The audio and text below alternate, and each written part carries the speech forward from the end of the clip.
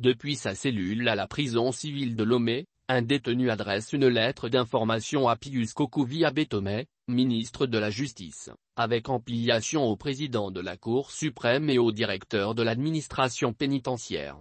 Voici l'intégralité de la lettre I.A.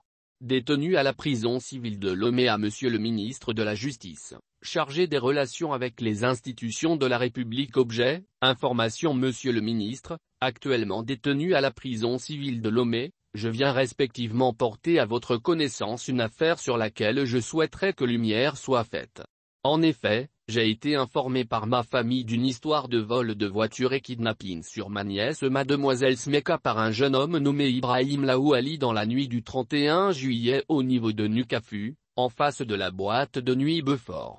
Le principal suspect fut arrêté et déféré à la prison civile de Lomé le 4 août 2021, sauf qu'il avait l'air d'un fou. Après m'être lié d'une amitié profonde avec ce dernier, il m'a finalement avoué qu'il se faisait passer pour un fou alors qu'en réalité, il ne l'est pas.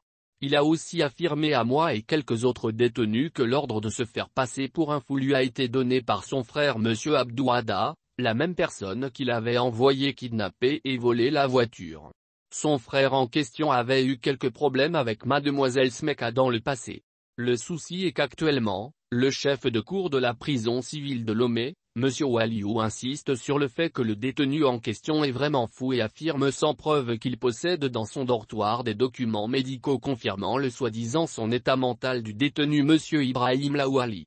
Actuellement, Monsieur Ibrahim Laouali confirme qu'il est prêt à témoigner contre son frère Abdouada qu'il a envoyé commettre l'acte.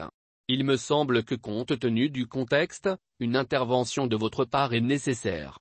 En vous exprimant à l'avance ma plus vive gratitude, je vous prie de croire, Monsieur le ministre, en l'assurance de ma haute considération.